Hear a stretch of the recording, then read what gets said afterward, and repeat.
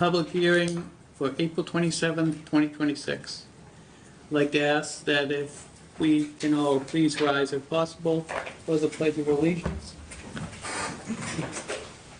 I pledge allegiance to the flag of the United States of America and to the republic for which it stands, one nation, under God, indivisible, with liberty and justice for all. Okay, so this public hearing is the meeting we have for anyone from the public to ask questions they might have regarding the warrant for the annual town meeting on May 4th and the special town meeting on May 6th. The Finance Committee began reviewing budgets in February. We held meetings with the town manager as well as the assistant town manager and all department heads. The budgeting process itself began last November. Over the course of multiple meetings, the Finance Committee discussed line item budgets, asked questions, and received feedback from all necessary parties. During these reviews, adjustments were made to the budget. With respect to this public hearing, this is the procedure we'll follow. We will address each article individually.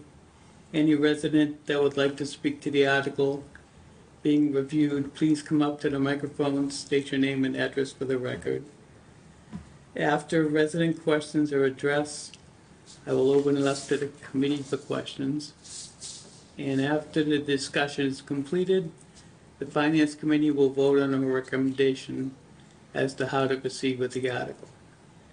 I will now ask for a motion to waive the reading of the warrant articles. So moved. Second. All in favor? Aye. Aye. It has been the practice of the committee to review petitioner submitted articles first. Are there any petitioners here this evening? For articles? Yep. Yeah.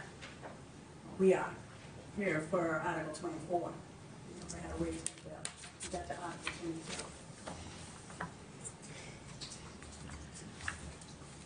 24. Would you be agreeable to discussing Article 24 and the budget together, or would you like to leave them separate? You know, our regular budget, we've already discussed that. Yeah, I believe it'll probably come up as a topic. Okay. I guess we would do both. Okay, So we'll just wait till you get to that. okay. All right. Okay, so Mr. Curran, if you start with Article 1. Okay, Article 1 is just actually the election itself. I don't know if you typically vote on this one, or just to establish the election, town election. Yeah, let's see. Just 1 second, let me grab the document.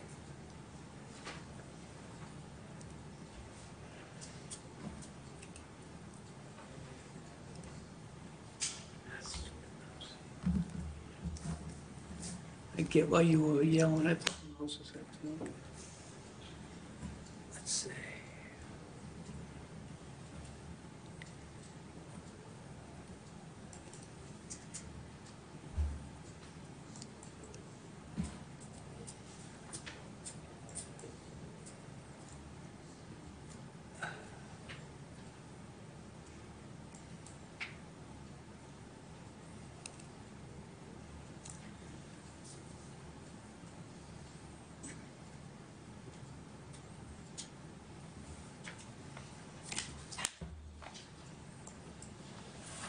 I just need to fill up the doc.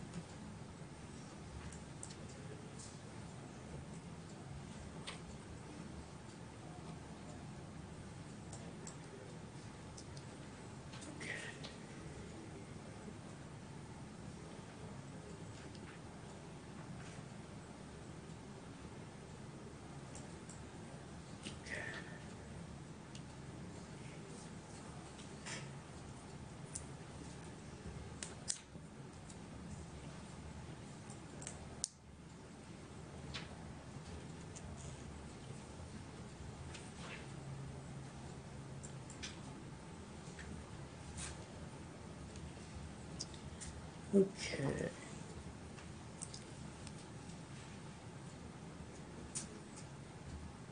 Yeah, we can go on to Article 2. Okay, Article 2 is to set the salaries for all elected positions. And those salaries have not changed. The Board of Health moderator, planning board, school committee, and select board. And they're being presented as the same salaries as they have been in the past. Does anybody in the audience have any questions on Article 2? Board members? Yeah. Any motions on Article 2? Motion to adopt Article 2. I'll second. All in favor? Aye. Aye. Chair votes aye as well. Article 3. So Article 3 is the consent calendar, and within the consent calendar is accepting the annual report, which is online, authorizing these purchase agreements, which is Article 27, and annual report is Article 26. And then Article 28 is authorizing revolving funds, which have not changed. Everything is exactly the same. So these are basically housekeeping items that are generally approved by a town meeting without much debate, with the exception of Chapter 90, which has traditionally been removed, so I just saved everybody the trouble and took it out of the consent calendar this year. And it's a separate article. Okay. Anybody have any questions on these? Sure. Go to the podium. Yep. So, It's such a small group. So I want to understand this. just need your name and address first, Oh, I'm please. sorry. Laura Kaplan, 11 Lanaka Road. So on Article 3, the last sentence I'm confused about. Are you proposing that any articles that the public has questions on will be set aside as always, but then all the others we vote on as a unit, yay or nay? Is that my understanding correct? Which sentence are you? Article 3, it says, the last sentence says, "The moderator shall ask that the voters pass all remaining items as a unit." And I'm confused about that. This is the same language that's always been in there. The only thing different about this consent article is that the Chapter 90 article is not in the consent calendar. So it's basically just saying that these three articles will be passed together. Right, but in the past, whatever articles we had questions on, you put it aside. And then it's each article that was debated, if you will, to discuss. But I never recall us saying, okay, so Articles 7, 8, 20, 21, 25, yes or no? Aren't they going to be individually presented to the public? Or is this one unit as it's written? That's where I'm confused. It's one unit unless it's removed by a vote of town meeting. Set aside, as has been the case with Chapter 90. So I'm really confused. So when we go to the town meeting and we're voting on each article, and I know the moderator calls each article, and you say if you're objecting to it or you want a further discussion, he puts it aside. I think what you mean is like the budget, like when we're going through DP, as he goes through that, Right, he'll say DPW, he'll say highway, and he'll say forestry, some of he'll hold, Right. and if they'd like to discuss it. That, at that point, we will vote on all the other articles except for the person who put a hold on forestry. Then we talk about forestry separately. I guess my confusion lies in that, as the many town meetings that I've attended, only a few articles, they say hold or there's a question on. I don't recall all the other articles being voted on yea or nay as a unit. Like they would go Article 1, 2, 3, and then the one that was for discussion, they had it at the end, and then you would go up and present your issues or your questions that you may have on that particular article. So, Is this, So just to explain for you, so in this Article 3 here, this language, shall ask that the voters pass all the remaining items, that's referring to these 3, 26, 27, 28. The rest of the articles, 4, 5, 6, 7, those will all be voted on as an individual. that's where my question, Yeah. thank you. Yep. And so that was my question. Yeah, it remains the way. When I'm we thinking of as a typically do unit, I'm not thinking Article 3. I'm thinking No, this- all the articles, and I was having a real problem with it. that. Yeah, Yeah. oh, we would too, believe us. Well, yeah. Well, thank you for your indulgence, and I'm glad to have when I was reading this, I just was like, no. Why are we going to the town meeting then? Thank you. Okay, anybody else have questions on Article 3? Board members? Any motions? Motion to adopt Article 3. I'll second. All in favor? Aye. Chair votes aye as well.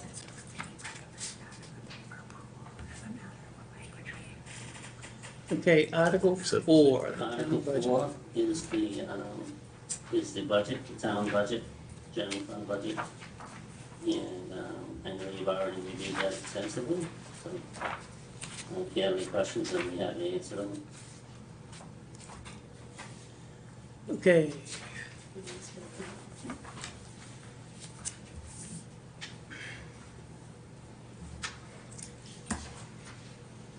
I believe the Finance Committee would like to talk about the Shawshing Tech School Department budget. Am I correct? Yes. So, Mrs. Muse, feel free to come up and speak.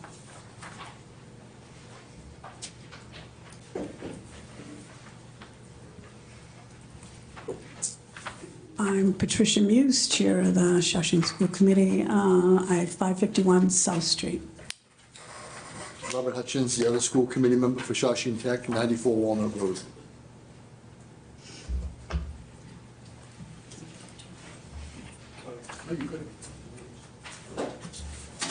Christopher Wood, 163 Patrick Road.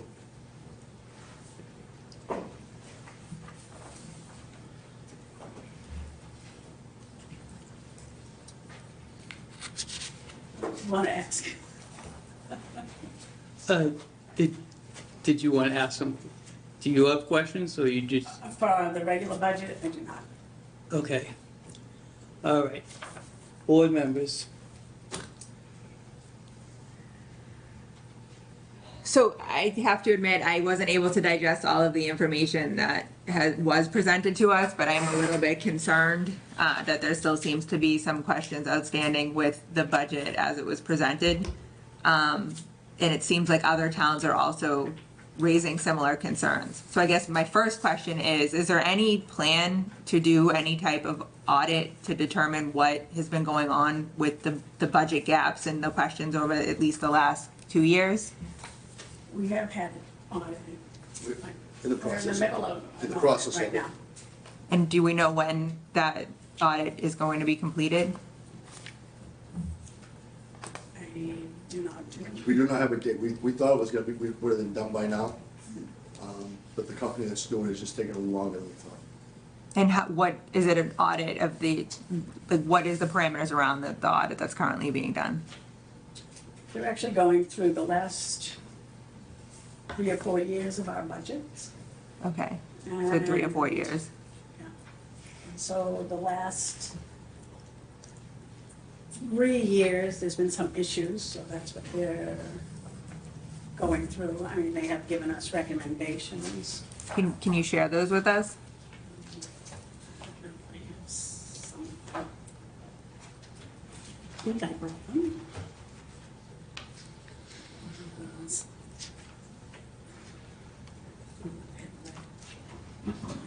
I apologize. I really was thinking we were only gonna speak about our, other article. And it just came to my,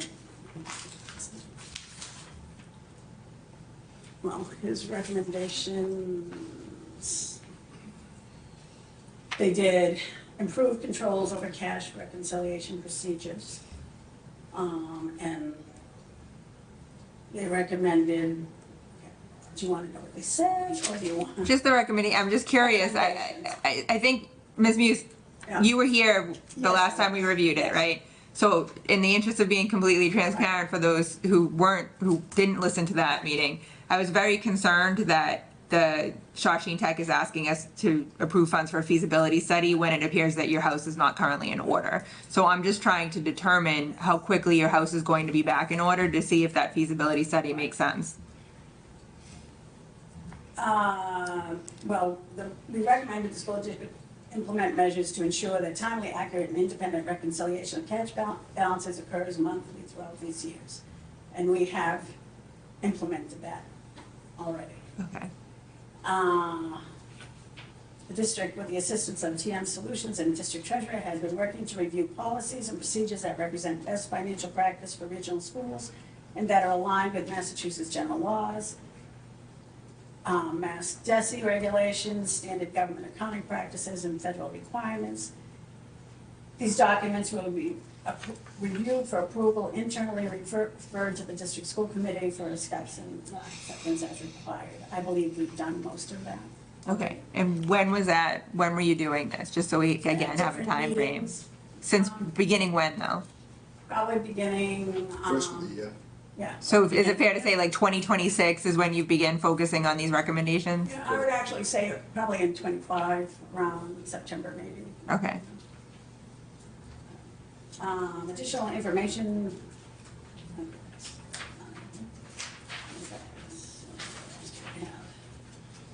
Monitor annual operating budget. Again, the district has worked with GM Solutions to review our annual budget planning and tracking procedures. Recommended changes have been implemented as they were identified throughout the 25-26 school year. Additional recommendations will be provided during the spring of '26. Ms. Muse, I'm sorry to interrupt you again. Someone just texted me asking if you could speak into the Oh, I'm microphone. sorry. Evidently, I the wasn't people at even home can't thinking hear about you. this. I wasn't either. So when I saw it, I said, okay. Okay, so the district has worked with TM Solutions to review our annual budget planning and tracking procedures. The recommended changes have been implemented as they were identified throughout the 25-26 school year. Additional recommendations will be provided during the spring of '26 as this process continues, and we review the practices and procedures relating to closing out the fiscal year. The district has worked diligently to update policies and procedures to ensure that we are complying with all applicable financial responsibilities of a regional school district in Massachusetts. The past practice of staff members making purchases without following the purchasing request process has been stopped. During the 25-26 school year, the district has been monitoring the operating and capital budgets to ensure that all staffing and purchasing are aligned with an identified funding source. All purchasing requests are reviewed by the procurement officer and the superintendent. The district has been providing monthly budget updates to all the lead teachers, directors, and members of the leadership team to help them accurately track and plan their budgets for the 25-26 school year. The district has implemented spending timelines for the different budget categories and will continue to follow this practice. All operating budget related purchases must be submitted for approval by April 15th, 2026. This will help the district to ensure that we are prepared to close out our FY26 accounts in a timely manner. As we approach the end of the 25-26 school year, we will be requiring departments to submit budget transfer forms to accurately track budgeted versus actual spending across our FY26 budget. The district is updating the financial control software, Munis, to improve the effectiveness of the system, to implement and utilize the workflow management system for requisition purchase order approval, give departments access to their budget accounts on the software for budget controls and management, and to provide employee access to the system to update their demographic information. These are tasks that most schools began many years ago, and we want to use these tools. This will improve the functions of the business office. General ledger, maintenance and review. As part of our audit, we have identified areas for improvement related to the maintenance structure and review of the general ledger. The OPEB trust fund and compensated absence reserve fund is grouped with internal service fund. All three should be reported in separate funds as their activity does not relate to one another, and it overcomplicates the monitoring and review of these funds. We created a fund for compensated absences. As for OPEB, there are two separate accounts right now. Payroll withholdings are currently grouped with, some of it was grouped with custodial funds. Payroll withholdings are commonly treated as liabilities in the general fund. We are working this spring with Tyler and Munis Assistants to set up the payroll withholdings to be properly treated as liabilities in the general fund. The multiple revolving grant and student activity accounts that were misnamed or never closed when an activity ended and poorly managed have now been separated into their proper function per the Mass Division of Local Services guidelines. The student activities will become the responsibility of the building administration per Mass DESI recommendations and will be audited annually by an outside firm during the year reviewed by the business manager. As noted, discussions have taken place to determine as noted above, the school district's general ledger still reports cash balances for a few bank accounts that are no longer in control of the school district. In addition, the school district will report balances in a capital project fund which is no longer active. These funds should be adjusted for and removed from the general ledger. Activity in the health insurance internal service fund is posted directly to fund balance. Revenues and expenses accounts should be created so that activity can more easily monitor and be tracked. This activity is also being adjusted during our work with Tyler Munis this spring to be able to properly monitor the funds within our financial software.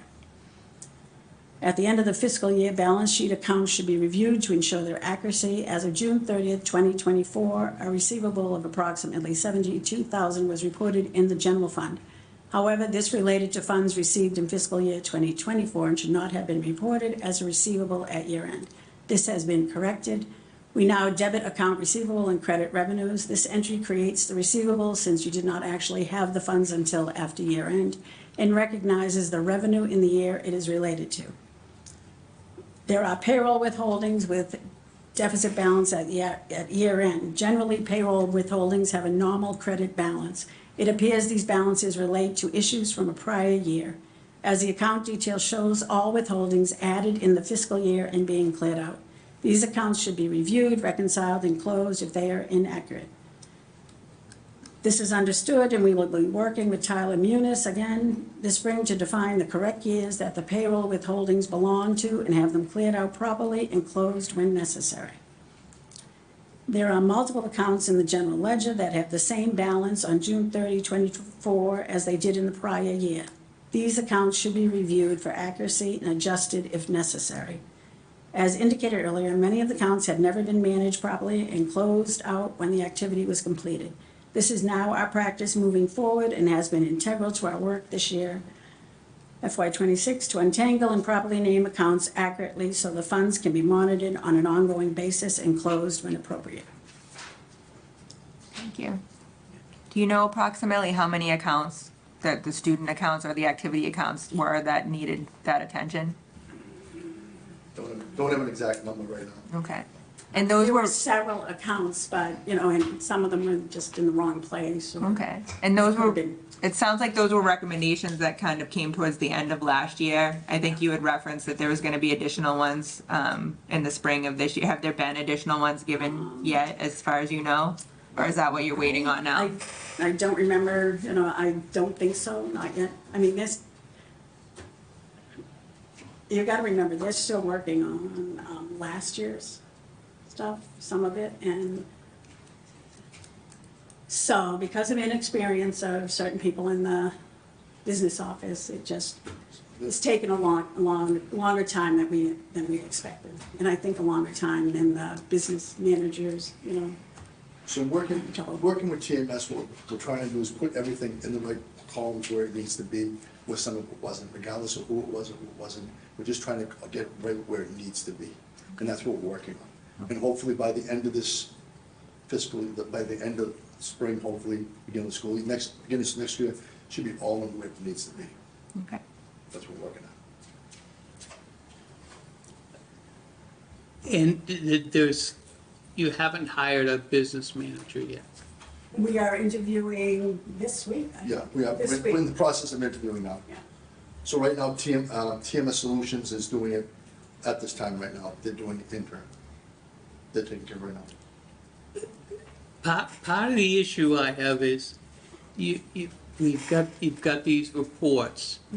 And I would think it would be proactive for you to send those reports to the towns in the district. That would give us a better feel for what's going on. Because I don't have a good feeling, because we're up against the wall here. It's April, going to town meeting in a couple of days, and haven't got a business manager, haven't got all these practices in place. We don't know if there are gonna be additional practices put in place. Oh, I'm sure there are, but we don't know what they are. It's just, I think, like, I've watched I think every finance committee meeting from every town, because I'm getting them all confused.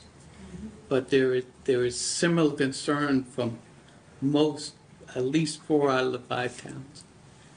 And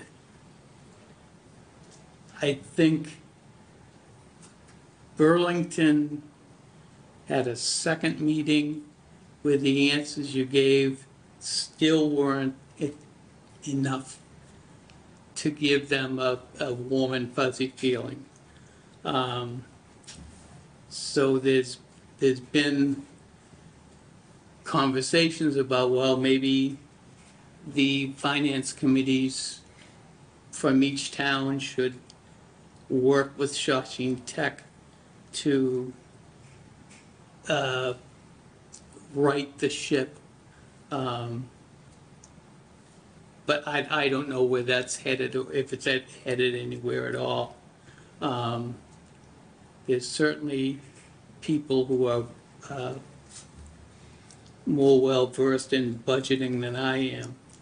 But right now, I think what's said before was you're asking us to act off of blind faith on a budget that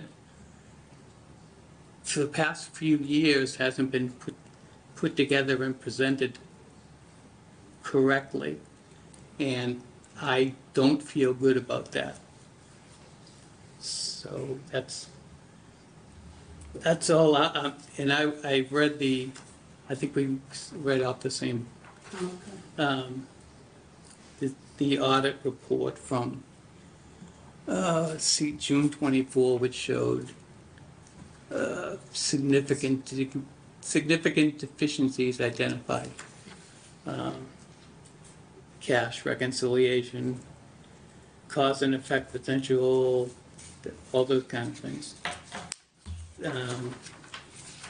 Monitor annual operating budget, significant deficiency. There's still a lot to get through, and I don't think we're in a spot where we're gonna get there anytime in the next couple of months. Not having a business manager in place. Going with TMS, is TMS Solutions? Yes. Thank you.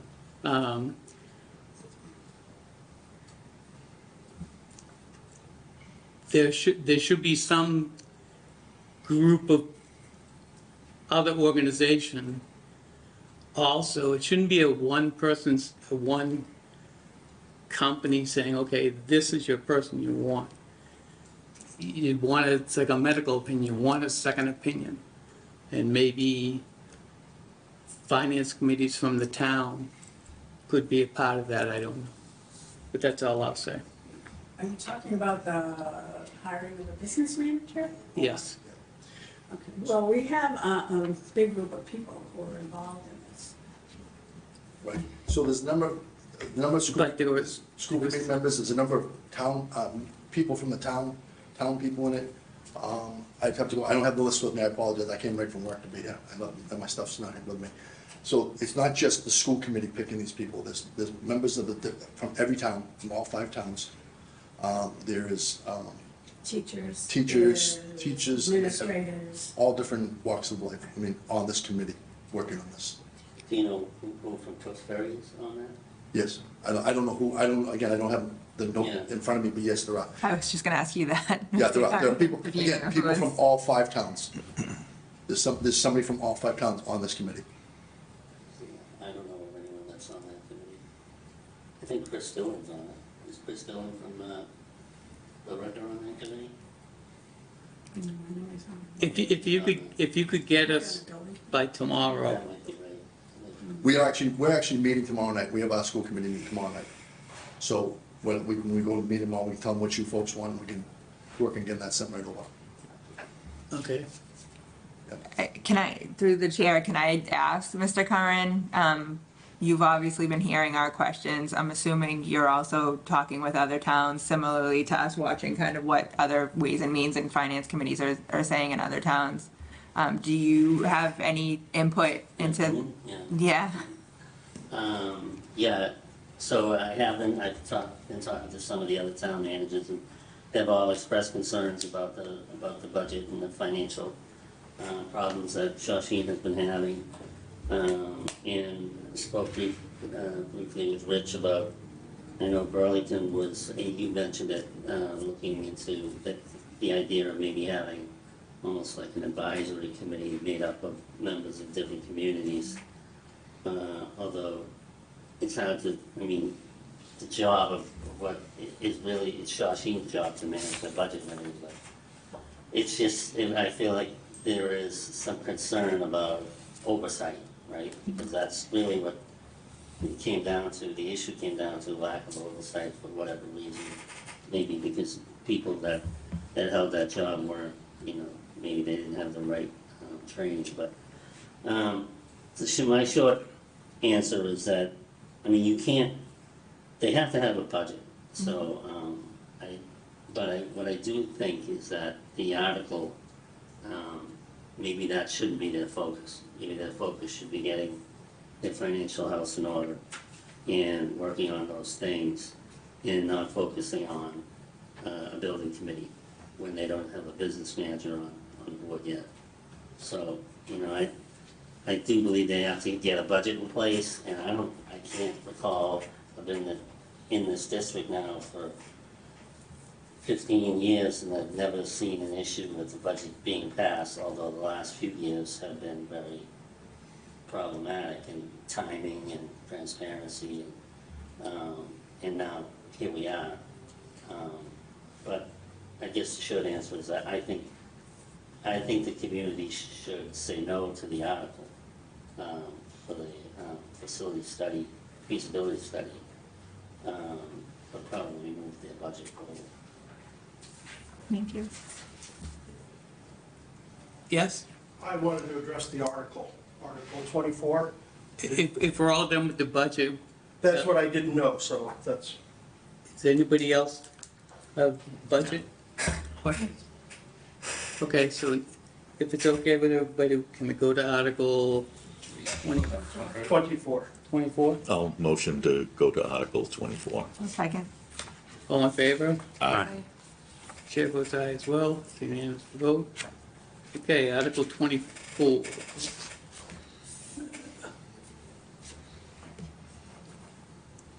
Go ahead, sir. Good evening. As I said, I'm Christopher Wood. I'm on the Shawshene Tech Building Study Committee, and I'm speaking in favor of passing the article. The school was designed in 1970 for approximately 1,000 students and is now handling 1,300 students. They can't even fit an entire class in the auditorium to have a, excuse me, to have a meeting of the whole class. you know, the interest in trades is growing.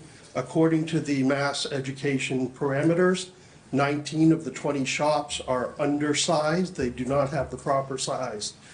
Performing the feasibility study doesn't say that a building's going to be built or anything else. It's simply that, a feasibility study. And there could be a number of outcomes: no action, renovation, renovation with addition, a new building. Those are all possibilities, but right now, no one knows what is appropriate. The building itself, 1970, we're at 56 years. A number of the capital, what would be considered capital expenditures, like HVAC units, et cetera, they can no longer be repaired because they're obsolete. And what that means is you can't buy parts for them. So in addition to that, and I'll catch back what I was saying in a second. In addition to that, there's asbestos. So each job takes more time, more money, abatement just to perform those activities. So while kind of from the floor to the ceiling is continuing to educate students, it's difficult because of the logistical issues, from not having proper spaces, from not having enough room for all the students that they have. But then outside that, so above the ceiling and below the floor, as it were, there are things that are going to need to be resolved, which may cost quite a bit more money, but really this is what the feasibility study looks at and say, okay, this HVAC unit not going to be able to be repaired, going to have to be replaced. What are the implications of that? So all that's being proposed here is the feasibility study, and you know, it's a 5 to 7 year process to get something done, and so you have to be looking ahead, and that's why I'm speaking in favor of appropriating those funds so that the feasibility study can be done and all of the communities involved in the tech are able to figure out what the appropriate actions are from that point. So they know that there are serious problems, like I said, obsolete equipment, asbestos, not meeting the requirements for space as laid out by Mass Ed. But where do you go from that? The only way you figure that out is through a feasibility study. I'm a fire protection engineer. I deal with the built environment quite a bit. And so these are the things that need to be done. This is the work that would be done if a company came to us and said, you know, we have this old mill, what can we do with it? We do this job, what can we do with it? So you know what the job is, educating students, but we don't know where to go from there. And that's the purpose of a feasibility study. And so I speak in favor of the article. Thank you. Anybody else? I'll tell you that the number I was giving today, just for the HVAC units and a few other things, is over $100 million that it will cost us. So at some point, if nothing is done in the building, we will have to go out for a bond, or we'll have, you know, to fix those things. Okay. Anybody else? Board members? I just have one question. What happens if voted down? What's the cost implications? Well, I think that if you vote it down, the feasibility study won't go because all the towns have to approve it. I think Bedford already did. There's no direct cost related to that except future capital expenditures. As things fail, they'll have to be replaced. You can't stop running the school. So as things fail, there'll be capital expenditures, which will essentially be Band-Aids. We don't know what the cost of that would be. That would be part of the feasibility study in terms of figuring out what things cost what, but that's the feasibility study. So we don't know what those costs would be. So I guess, was there any money putting into getting to this phase of putting out the feasibility study in terms of applying for MSBA grants or anything else associated with this that we're going to reoccur again? If we have to start all over? Yes. there's work people. Yeah, yeah. I mean, it's just, we actually had done it, I think, 4 times, we applied. All right, and finally, on the 4th time, they brought us into the group. Did we pay money? No. We worked on it ourselves, we improved it ourselves, till they finally said, okay, and they came to the building, they checked the building, they do all that stuff.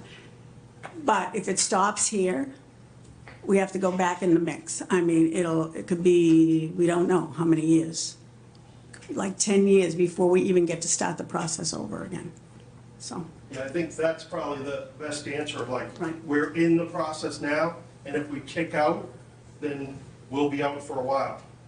So there was work done to put together the reports required by Mass Ed, but that was not money separate, as I understand it, money separate from the towns. It was mostly people who work at the school or school committee volunteers that did that work. So I guess my question on that is, you said it could be 4 or 10 years. Why wouldn't it be approved next year if you've kept improving the report and getting it to the point where it'd be accepted? Because there are so many people in this mix. I mean, almost every tech school is So are there aging out. more tech schools applying next year, or is it the same amount of tech schools and the report's good enough to be approved this year? I guess why wouldn't it be approved next year? Because If it it's the doesn't, same pool of MSBA candidates? doesn't work that way. So it's a random scoring system they use? Yes. Random Yes. scoring system. Mr. Chairman, can I comment on that? Yes. So we also submitted a statement of interest this year for the doing, and, you know, we might get denied, we might get approved. You just keep resubmitting, and, you know, no one knows what the possibility, they could submit next year and get approved, they could submit next year and get denied. They could wait 2-3 years. Will it be 10 years? I don't know, but, you know, it's hard to nail down what the impact is, but I do agree that they'll have, they're going to have to address some of the capital needs, whether it's through the MSBA or through some of the things they have going on over there, but I just think the way they're going about it, they had previously set up a stabilization fund, which they would put money in from their EMD, that was the plan, and use that money, so they're not burdening the districts with this unplanned capital expenditure, which is what this is. On top of a budget increase of over 5%. We can't increase our budgets that much. So not only are we getting a 5% budget increase, but we're getting, on top of that, dinged for another $450,000. It's just too much at a time when municipalities across the Commonwealth, you know, they're all in crisis, and, you know, they need to tighten up, and they need to take care of their fiscal house before they come looking for this money. That's not a planned capital expense for any of these communities. Sorry, Mr. No, go Chair. ahead. I just wanted to follow, I know when the budget was originally presented and the article was originally discussed with us, one of the things that was said was that the hope was, once accounts were more reconciled, that there might be the ability to pay for the feasibility study without the towns needing to contribute. Correct. Is there any update on the possibility of that? Still waiting for the final numbers to come in.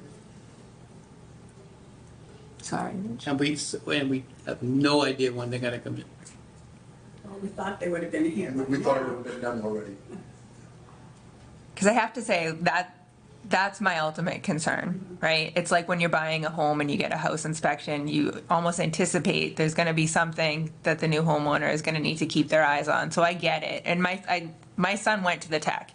I think the tech is a very valuable resource for the education of students who want to study vocation. So I'm not saying this to slam the tech in any way, but I am very concerned with how the budget's currently being managed, and to say, I mean, if you know, one of your children came to you and said, I'm, you know, $800,000 in debt on my house, and we're gonna borrow money to do an addition, you would have concerns about that financial implication, right? You want your house in order. You want everything running smoothly before you take on a huge possible capital expenditure. And quite frankly, we all know that they're going to come back and recommend either a new school or a significant amount of repairs that would be a significant cost to each community contributing. And that's my concern, is that I understand the feasibility study gives us that information, but the logical next step of that is, okay, so then what's the plan gonna be? And I'm not 100% confident as to who would be creating that plan.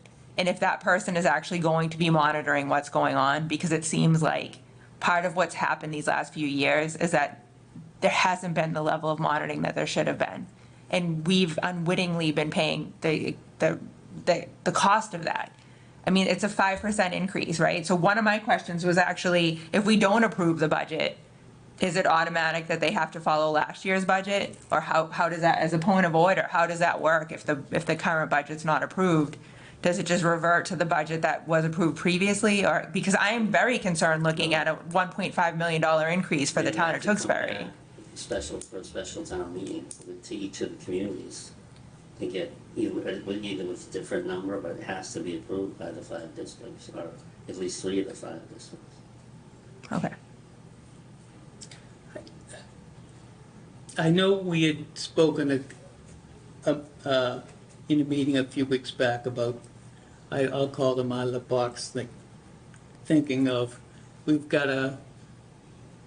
I'm all for vocational education, but we've got a school that fits 1,000 students, that has 1,300 students.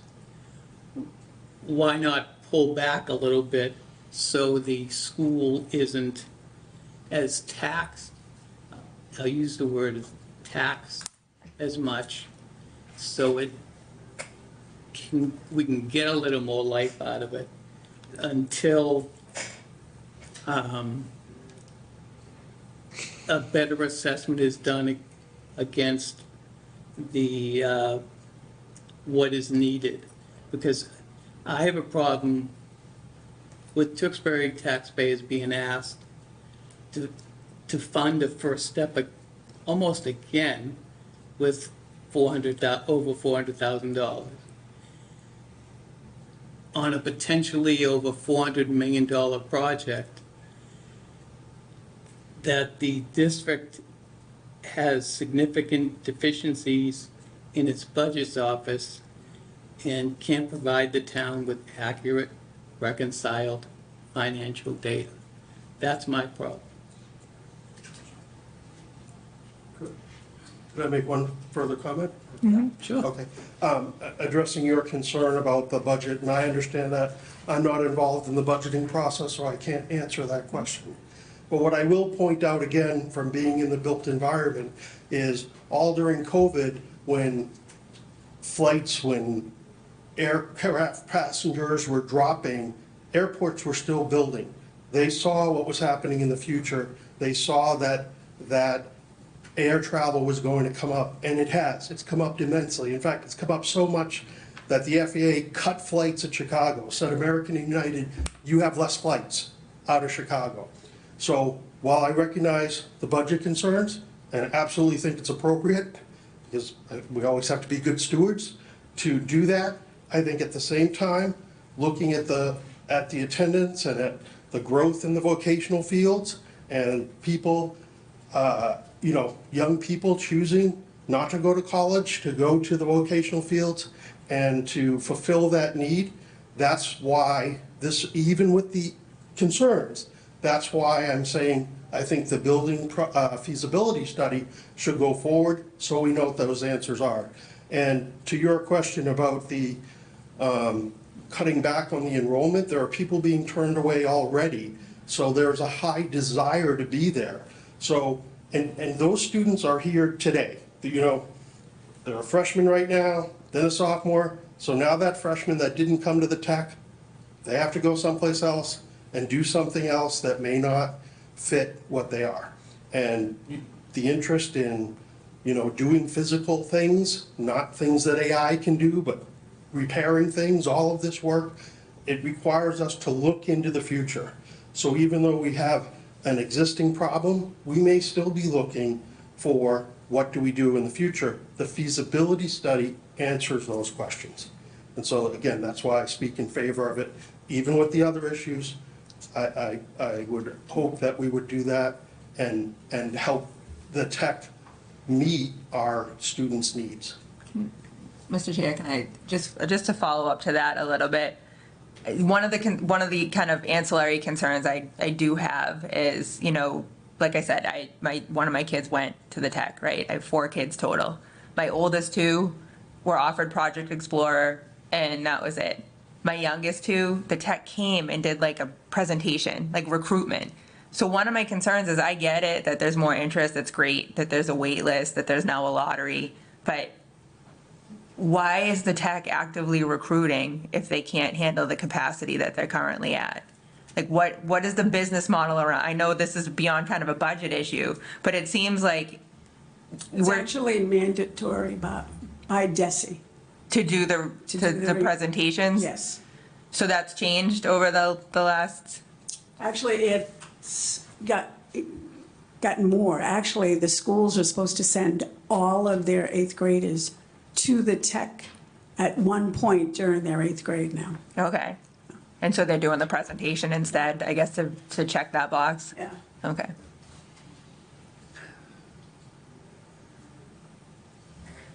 I'm good. I don't know. Oh, Let me just say a few words about kids. I mean, that's why I'm in this. I'm not in this really for the money. I mean, I want to see the best for these kids. And I've been doing this for 36 years, first in Tewksbury and now at the tech. So, you know, when you said, well, maybe we should hold back and make these kids go to Tewksbury High or wherever. But maybe they wouldn't even go to Tewksbury High. Maybe they go to a private school somewhere. So it's really, we want the best for whatever our children want.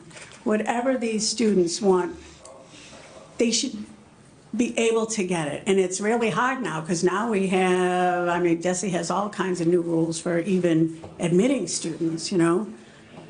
So, and we still all, every town has a waiting list. You know, but this is what the kids want. If anything, we should be building a bigger school, you know, and because we know this state has so many kids that want to go to tech schools and they just don't get in.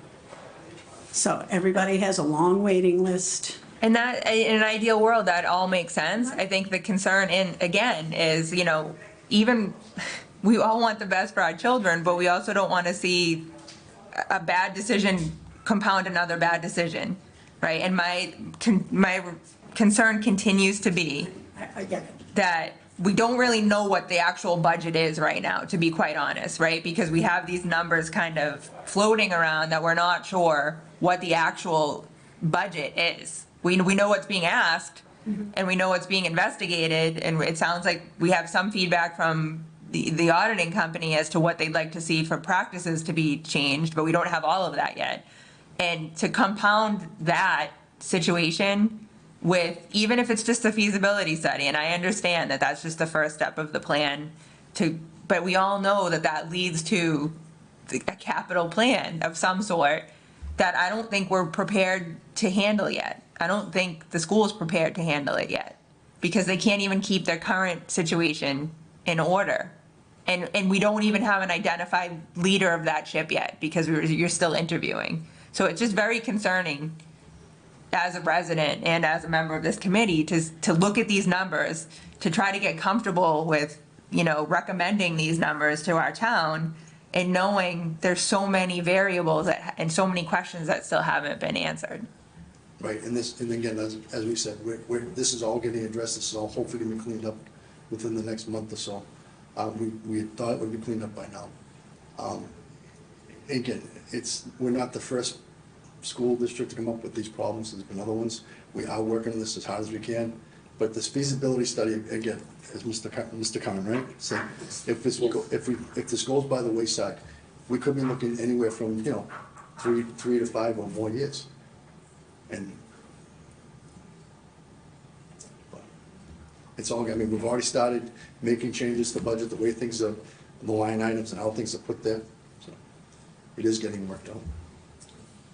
This budget was actually developed by the interim budget manager. So They And recognized the and we, problems, but they we, changed something. we still had problems with it. Or questions. Well, We okay, still well, do. but it was a hangover, I think, from the last budget, because we had put, because something had happened at the last budget, and something was put in the wrong place, and when we fixed it, that's when that percentage went way up.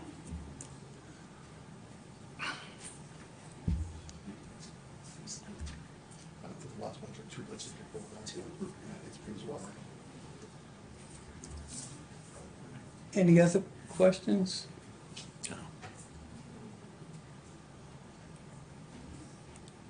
Thank you for your questions and consideration. Oh, you're welcome. Thank you for the Thank you. feedback. Mr. Curran, anything else? No, on this one, no. Okay. Well, what would we like to do?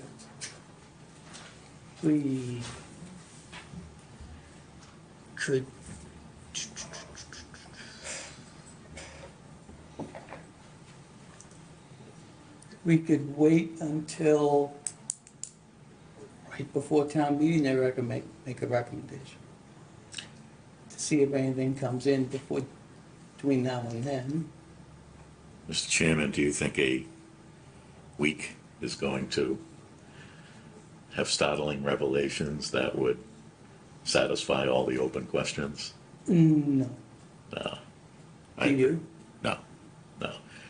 And then, as has been said, we, as a finance committee, are supposed to make responsible financial recommendations. I know there was a lot of motion behind this, and it may be it goes to town meeting and the town meeting says, oh God, yes, we have to do this.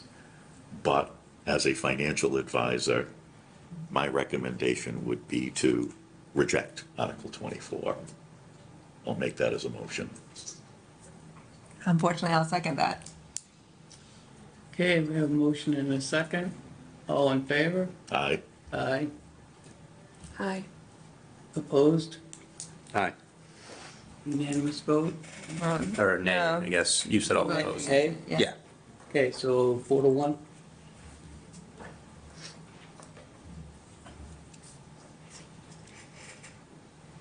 Okay, yeah, so that's on Article 24. 24.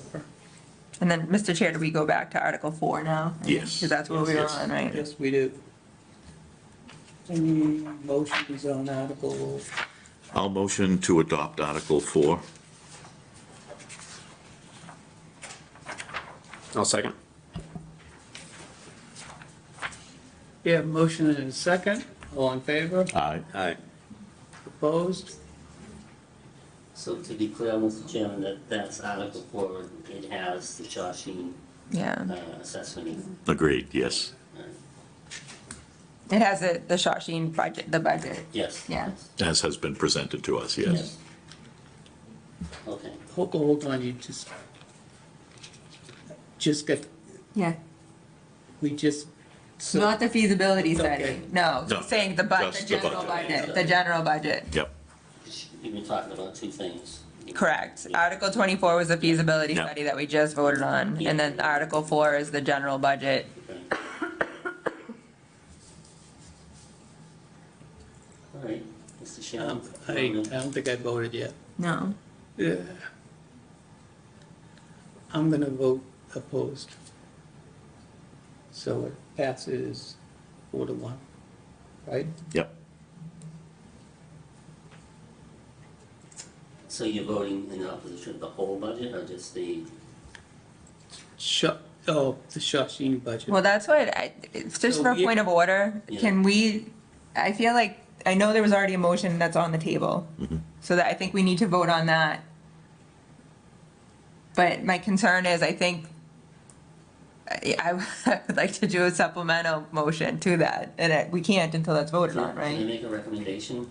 Yeah, Because they might ask for a minority report, so I'd hate to see the whole budget tainted by a minority report. So I would recommend that you withdraw the original motion, make a motion to separate the Shawshene budget, vote on that, and then vote on the total budget. So 2 votes. And then you'll end up with a minority report. Yeah. I mean, if it goes the same way it just went, the minority report on the Shawshene budget, Right. but a unanimous report on the regular budget. I didn't make the original motion, so I can't withdraw it. I'll withdraw the original motion to approve the entire budget. So I'll move to separate the Shawshene Tech budget from Article 4's general budget. I'll second. All in favor? Aye. Aye. Aye. Opposed? Okay, we're unanimous on that. So let's take, That one line item first. The Shawshene Tech budget Yes. first? okay, so the Shawshene Tech budget. Do we have any motions? I'll motion to adopt the Shawshene Regional Vocational School budget of $9,560,993. I'll second. All in favor? Aye. Aye. Opposed? Aye. Nay. No.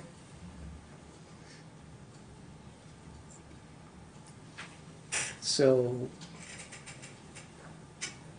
3-2 against. 3-2 against. So wait, what just happened? So- They just voted down the Shawshene Regional Vocational Budget. Recommending Article 4.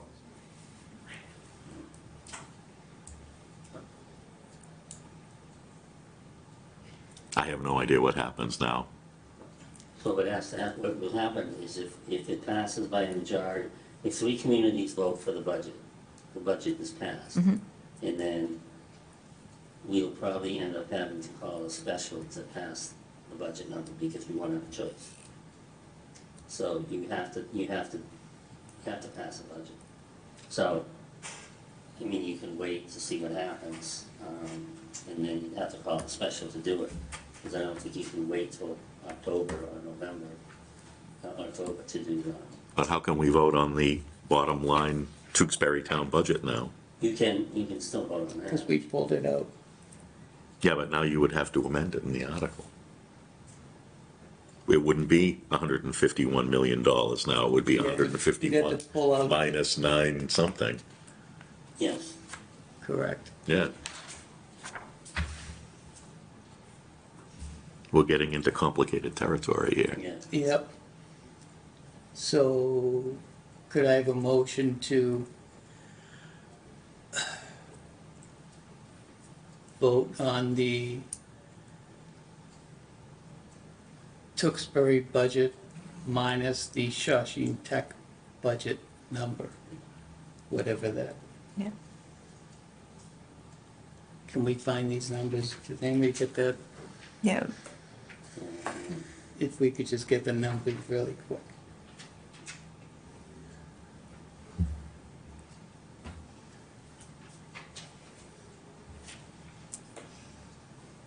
Evan's on. I'm going. Oh, yeah, it's 141,744,765.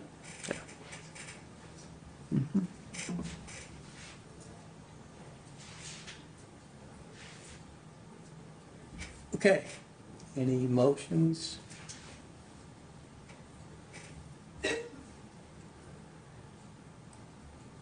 I move to approve Article 4 with the corrected Oh, total. I'm not, you want me to do the mental math? no, Do you have the Thank- math, Robert? do we, Thank you. It's an, That's the new, That's the new number, so that's the So original what? minus the 10. thank so you. we don't need an amendment for this, we just need a number. All right, thank you.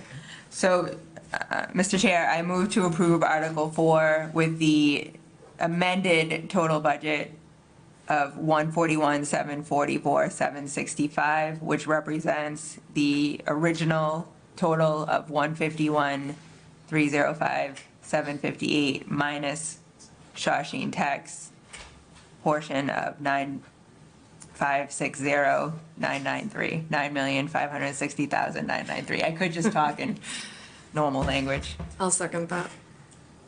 All in favor? Aye. Aye. Aye. Opposed? Motion carries 4-1.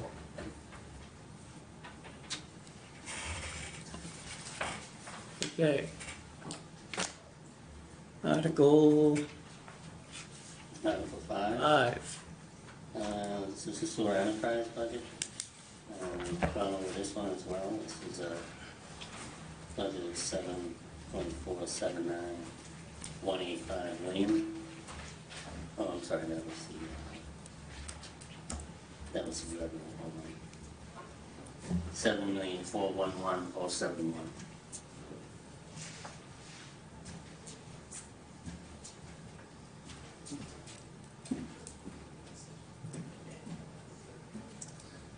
Any questions? Any motions? Motion to adopt Article 5, Mr. Chairman? Second? All in favor? Aye. Aye. Chair votes aye as well. Unanimous vote. Article 6 is, the appropriate from Water Stabilization Fund, sum of $455,425 to the Water Enterprise Fund.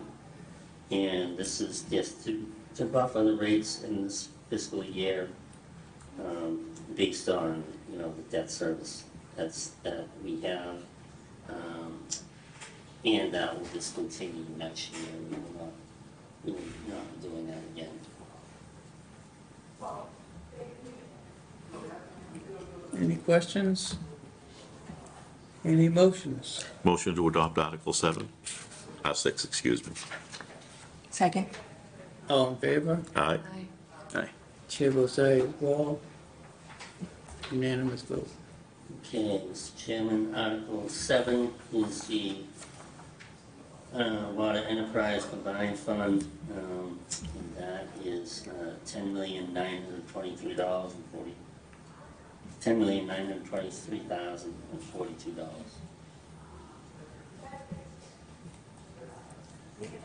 Any questions? Any motions? Motion to adopt Article 7. Second? All in favor? Aye. Aye. Aye. Unanimous vote. Article 8 is the Stormwater Enterprise Fund, and this is to raise the and appropriate the sum of $780,600 for stormwater budget.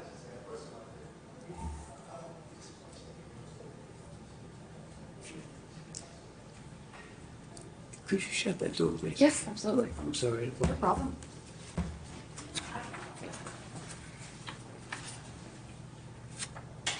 It is kind of loud there.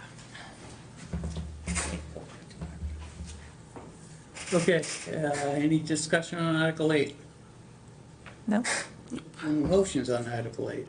Motion to adopt Article 8. All in favor? Aye. Chair Put me as a second. You can put me as Oh, a I'm sorry. second. That's okay. Chair votes aye as well. Unanimous vote. Article 9. Article 9 is the Cable TV Enterprise Fund, and that's appropriation of $606,292. Any questions on Article 9? Any motions on Article 9? Motion to adopt Article 9. I'll second. All in favor? Aye. Aye. Chair votes aye as well. Unanimous vote. Article 10 is to vote to transfer from bond premiums the sum of $27,044 to reduce the town's exempt debt principal. Any questions on Article 10? Any motions? Motion to adopt Article 10. I'll second. All in favor? Aye. Chair votes aye as well. Unanimous vote. Article 11 is to approve the FY27 Affordable Housing Trust Fund allocation plan which includes a balance of $5,970,248. We do this every year. The only thing I will add is that in the last meeting, you asked about putting in the detail for Trahan School. And I actually left that out in the book because I don't want people to get confused, because that won't happen for like probably 3 to 5 years. So if I put it in there, people are gonna think it's coming out of that fund this year. Right. And I didn't wanna, confuse people, so I left it out. But I can forward the plan to the committee. That's in the, and then at least you have it for your own edification. And then, but I just would rather not have it in the warrant, or in the book, I should say. Okay, any questions? Can you ask a question? Sure. Come on up and give your name and address again. Please. Laura Kaplan, 11 Lanaka Road.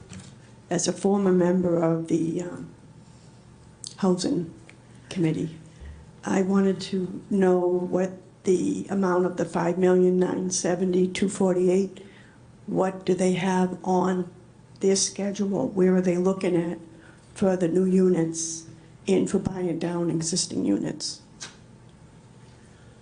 Is there a plan in place? There is no plan for this current fiscal year.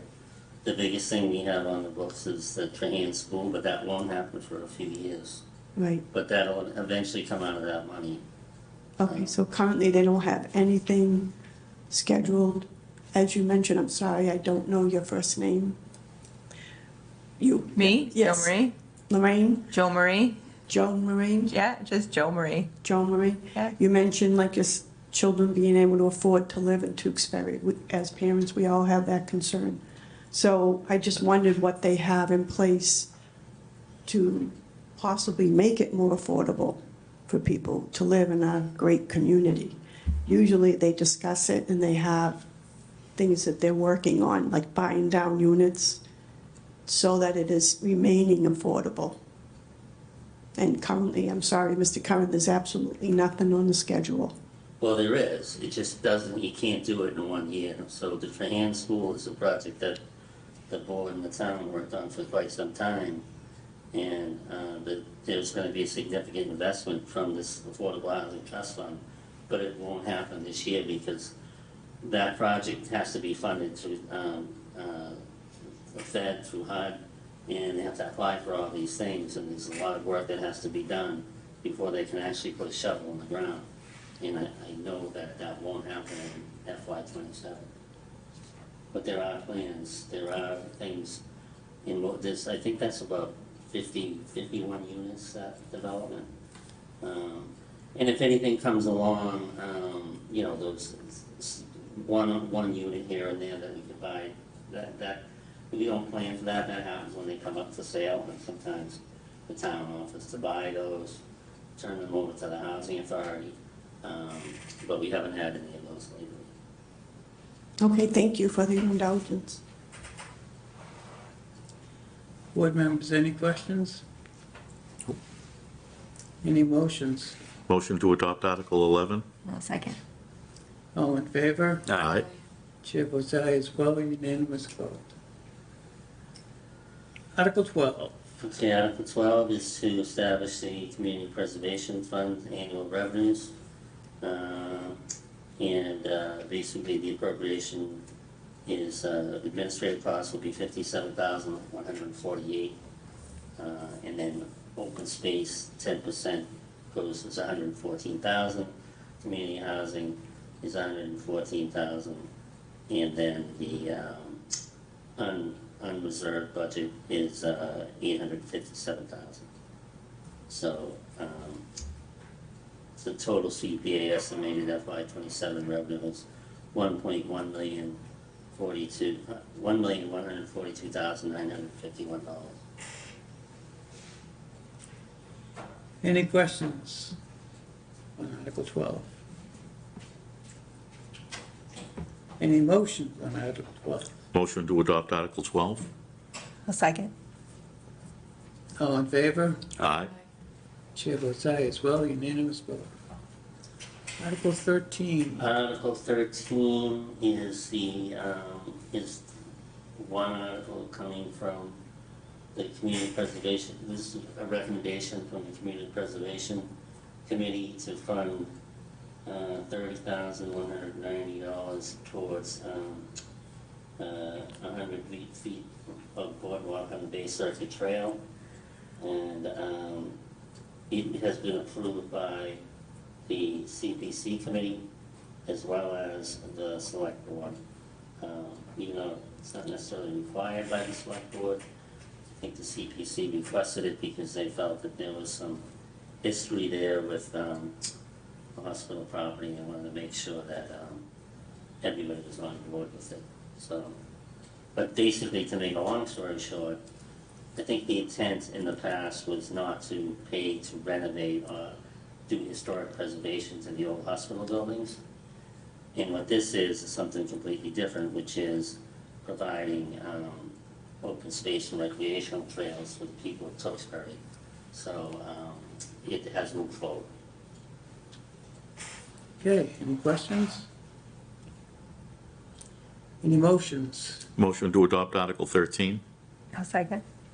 All in favor? Aye. Aye. Unanimous vote?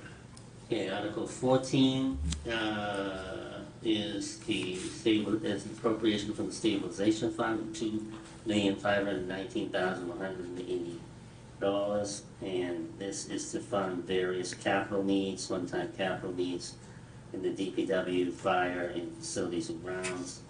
And we went over this in your previous meetings. And the plan would be to replenish the stabilization fund when free cash is certified in the fall. Okay, any questions? Any motions? Motion to adopt Article 14, Mr. Chairman. I'll second. All in favor? Aye. Chair votes aye as well, unanimous vote. Article 15 is similar, except it applies to the school department. This is an appropriation from the stabilization fund for $227,800. It's funding various items, capital items in the school department. One is critical mapping software in collaboration with the police department for safety. And then the other two are replacing a projector in the LG1 room and also purchasing iPads for PK through grade 1. And one of you asked for that number, and I believe it was 48. I put it in my report. Let's see if I can find I it. was gonna say, I think I asked for it and I saw it somewhere, that you had provided it to us. Yeah, he did. He did, yeah. Yeah. You think I would remember, but it's either 48 or 148. I remember 48. 450 iPads. Well, You got the 4. And a 5. yeah. Okay, any questions on Article 15? Again, Oh, yes, sorry, I attend this because. I know, don't we know love what having you. Laura Kaplan, 11 Lanaka Road. And I know I'm really dating myself on this, but as soon as I saw iPads, I recalled this, so I apologize. But I know it seems like a low amount. I'm all for giving technology, even the pre-K age today. However, how are these going to be secured? Because many years ago, I think it was the high school, we had purchased, I don't know if you recall, computers. Over the summer period, they were missing in the fall. They could not locate them because they were not secured properly. So we had to reinvest in them. So are these iPads given to the children, I'm assuming, while they're in the classroom and they're not taken home? And then how are they secured afterwards? And I just remember there was like a big fiasco with this because none of this technology we had agreed to purchase and it was purchased was located. And I just wanted to make sure we're aware of this for technology, that these are going to be secured in a secured place in the school so this doesn't reoccur. So This is a school article, so I don't have a definite answer on that, but I believe those iPads go home with the kids. I will find out so that maybe we have an answer for town meeting, but generally, all the kids take, ever since, COVID, these kids have been taking the notepads and the iPads home. So- I can take that email and then I can get the answer from the schools. Okay. And if it is taken home, I'm assuming that's the parent's side of consent and it's returned. But I just remember that big fiasco whenever I hear technology being given out to a student. It was a lot more money than $150,000 involved. So thank you. Okay. Good question, because it'll probably come up at town meeting. Yeah, I was gonna say, I don't know what Tewksbury does, but I know other towns have tech carts that they do for charging, and then they lock them in like a closet at the end of the day. So I'm assuming it's probably something like that. If they stay in the school, that while they're charging, they get secured somewhere. Okay, any other questions on Article 15? Any motions on Article 15? Motion to adopt Article 15? I'll second. All in favor? Aye. Chair votes aye as well, it's a unanimous vote. Article 16 is an appropriation, or transfer from sewer enterprise retainers of $1,280,000 for various projects in the sewer department, II projects, pump stations, some equipment that's being purchased. And this is, much of this equipment, the utility body truck, vac truck, the major repairs in the vac truck are being split with the water department. Okay, any questions on Article 16? Any motions on Article 16? Motion to adopt Article 16? I'll second. All in favor? Aye. I'm abstaining. Okay.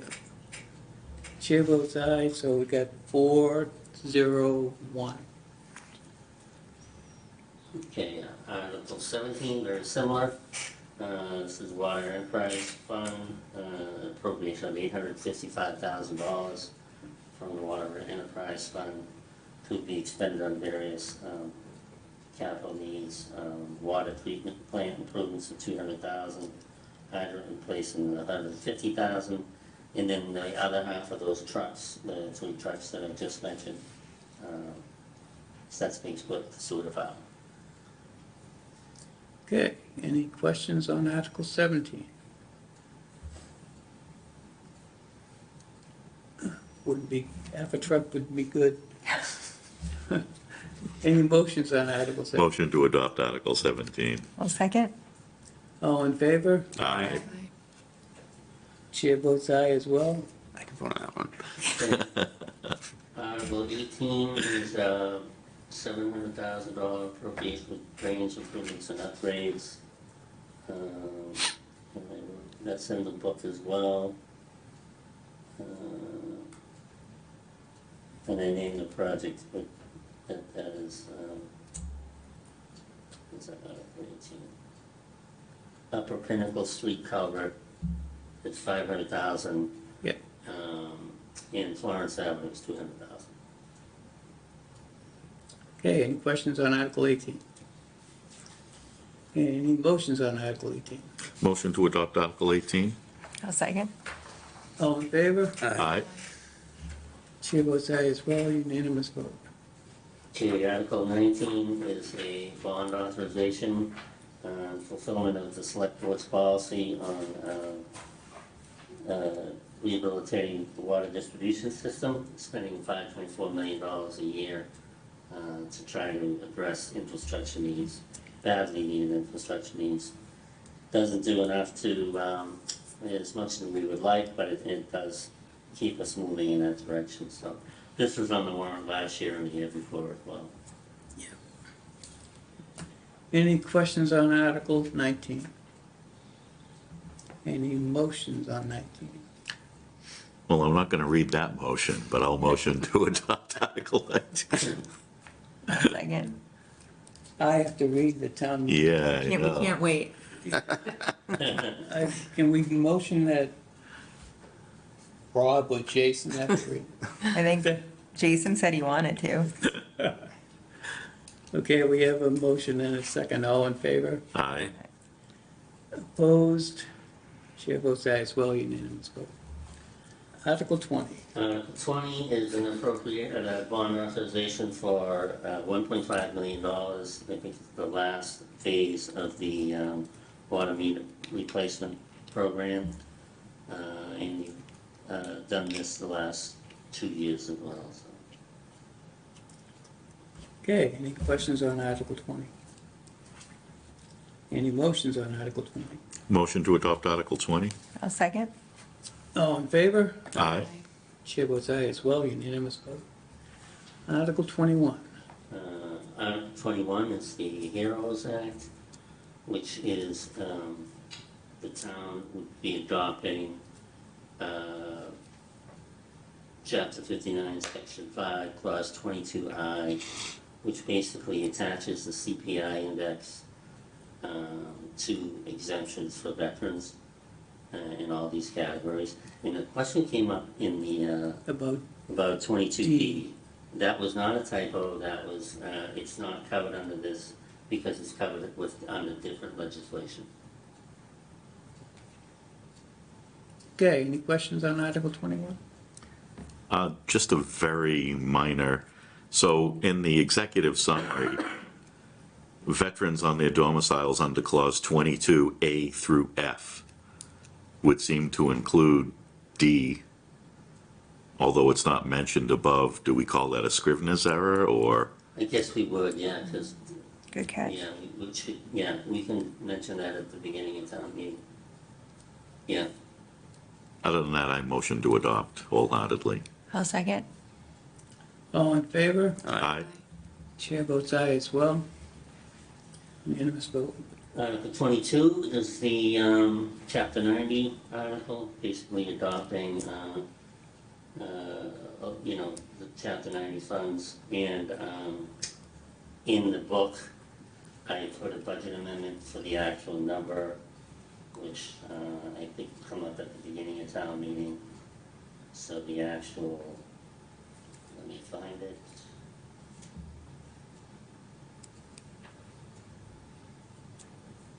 Article 22, so changing the words sum of money to be replaced by $1,394,960.27 and any additional funds appropriated by the Commonwealth in fiscal year 27.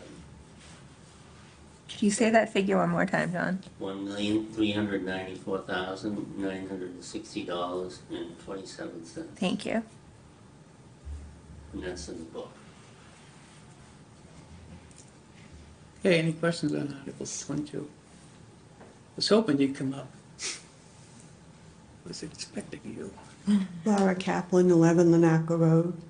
So the $1,394,960.27, that's money we're allotting for sidewalks. How much is the amount that the state has gracefully given to the town of Tewksbury for installation of sidewalks? So it's for roads and it can be used on sidewalks? Right.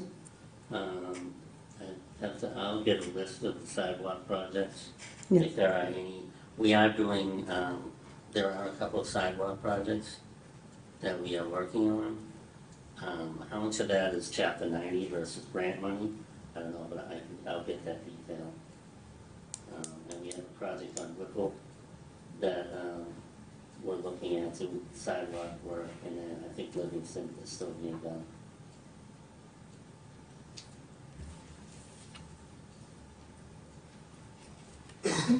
So the $1,394,960 is the grant money? Is that what you're relaying, or is it inclusive of the Chapter 90? It's Chapter 90 money, it's not grant money. Okay. So the Chapter 90 funds, I know you mentioned that it's for maintenance of sidewalks, equipment, but as we all know, the real reason, the core of why Chapter 90 fund, that came into place to install sidewalks. Then all communities followed Boston when they relayed that they had sidewalks and they needed a way to maintain them. Tewksbury and other communities decided that was their way of not only just installing sidewalks, but using that money for funds, for equipment, and other reasons relative to sidewalks. So I ask this question because our community needs sidewalks more. We need our community to have a safe way to get around our town other than by a vehicle. And I feel just having a couple of projects with the amount that the Commonwealth is giving our community every year, we should be installing a lot more sidewalks. And I'm so grateful for the one on Shawshing when I drive down, where I almost killed 3 teenagers once that were walking in the middle of the road. And when I pulled over and asked them, why are you in the middle of the street? They said, well, you tell us where we can walk. Because you know your teenagers, they're gonna walk, whether there's a sidewalk. People with baby carriages were wheeling baby carriages on the curbside before sidewalks were in place on Shawshing. So, Mr. Curran, I'm very grateful for that. However, I want it continued, and I want larger projects like that in this community to happen. People are so appreciative. If you drive down Shawshing Street, anytime you will see people wheeling their baby carriages, walking their dogs, riding their bicycles, and it's such a need in our community. Just go next door to Wilmington and you'll see. We need to do more. We need to use those Chapter 90 funds for the real reason, the whole purpose that initially it was put in place. Representative Maselli educated me on that whole article of Chapter 90 funds when I originally formed the sidewalk committee. And I know I say this every year, so I apologize, but I feel it's never said enough. We need sidewalks, and we need more of them. And I will be anxious to hear, besides Whipple Street and Livingston, what else is being done and how much money was allotted by Chapter 90 funds. Okay. And I really appreciate your time, Mr. Curran, and everyone here, but of anything, we need more sidewalks. Thank you. Okay, any other questions on Article 22? Any motions on Article 22? Motion to adopt Article 22. Question, you have a motion and a second, all in favor? Aye. Chair votes aye as well, unanimous vote. Article 23 is Dustin's indefinite postponement article. Is that a motion? Yeah, I was gonna say. That would be the best play if someone makes a motion for indefinite. Oh, it's going to happen. You know it's On going to happen. on this article, that's, I hope. Whoever's listening right now, please do it. Just for the fun of it. Any questions on Article 23? Any motions on Article 23? I'm actually in favor of Article 23. I'll motion to adopt. Interesting. Was that a second? I mean, sure. Okay, Let town meeting decide. we have a motion and a second, all in favor? Aye. Chair votes aye as well, unanimous vote. Okay. Article 25. You already did 24. Yep. Yes, we did. Article 25 is a petitions article, so Yeah. Do we vote on those? we usually don't, right? Yeah, we wait for him at town meeting. Yeah. Okay, and we already did Article 3, Yep, so we're That's moving it. on to the special. on to the special town meeting. So Article 1 is budget amendments, moving $280,000 to various line items to other line items, just to balance the books for anticipation of balancing the books for the end of the fiscal year. And I think we went over this before, but some money for overtime for police, some costs that we had to adjust for school health and Medicare, and energy accounts. Okay, any questions on Article 1? Any motions on Article 1? Motion to adopt Article 1, Mr. Chairman? I'll second. All in favor? Aye. Aye. Chair votes aye as well, unanimous vote. So Article 2 is also a budget amendment with also a change to the wage scale. Proposed amendment to the FY '26 pay plan. I believe I went over this Yep. in the last meeting. Yep. But one thing I would add is that there is a Scrivener's error, which is, if you look at the proposed amendment to the FY '26 plan, the grade 14 from, which is the top one, I inadvertently used FY '27 instead of FY '26.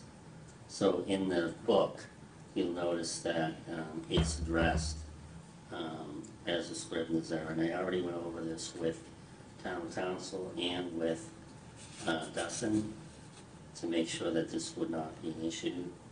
And it doesn't affect any of the money or anything because it's the from, it's not the to. So it's just a Scrivener's error.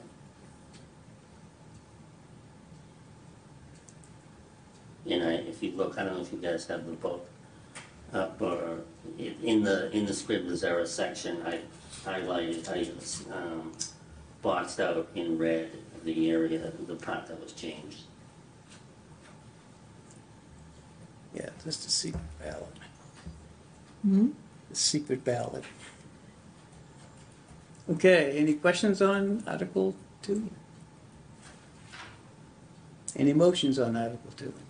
Motion to adopt Article 2, Mr. Chairman? I'll second. All in favor? Aye. Chair votes aye as well, unanimous vote.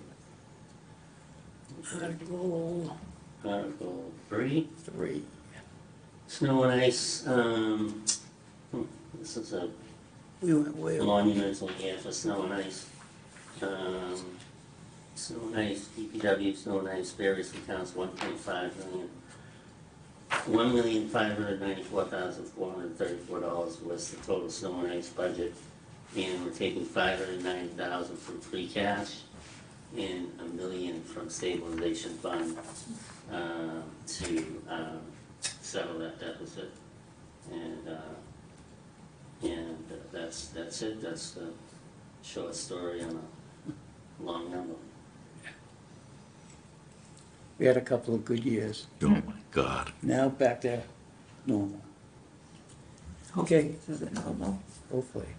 My gutters didn't appreciate it.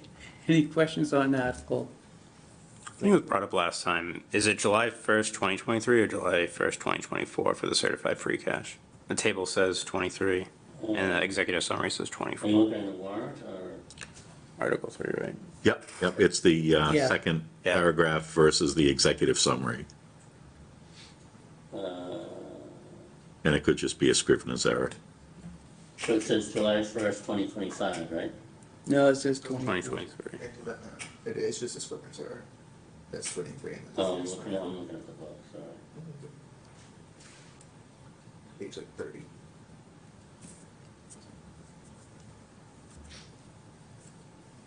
Okay. That.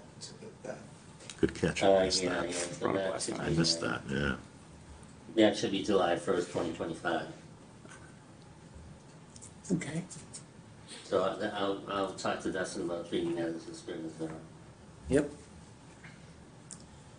Okay, any questions? Any motions? Motion to adopt Article 3 and to never have a winter like that again? I second that. All in favor? Aye. Chair votes aye as well, unanimous vote. Article 4. Article 4.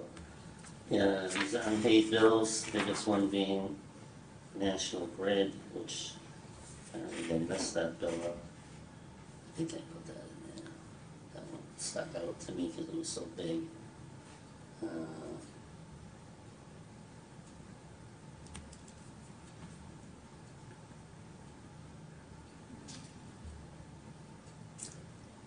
Okay, any questions on Article 4? Yeah. I just just wanted to. Okay, so the meter was registering incorrectly on that one. And it wasn't adjusted until after the fiscal year ended, so that's why, that's a big one, for unpaid. But the rest of them are pretty standard. So it's been adjusted back? Yes. Okay. All right, any motions? Madam? Motion to adopt Article 4? Second? All in favor? Aye. Chair votes aye as well, unanimous vote. Okay, Article 5 is Lowell Sewer appropriation for $196,566. This is to adjust the assessment. Okay, any questions? Any motions? Motion to adopt Article 5? I'll second. A motion and a second, all in favor? Aye. Abstain. So 4-0-1. Article 6 is $363,000 out of the PFAS settlement fund.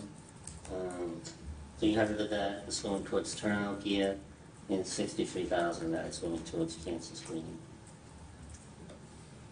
For the fire department, both for the fire department. Okay, any questions on Article 6? Any motions on Article 6? I just, Oh, I'm sorry. not a question, but can you clarify what a turnout gear is? Yeah, turnout gear Uniform. is the equipment that they wear into a fire. You know, the big heavy coats that they wear Okay, in so the fire equipment gear? yeah, fire. Yep. Okay, thank you. equipment. And the old ones had PFAS in them, so we're replacing them with new ones that don't have PFAS in Seems like an oxymoron. them. Yeah. Yeah, She Yep. needs us money to back on PFAS. yeah. I'm grateful you're doing something. Thank you. Okay.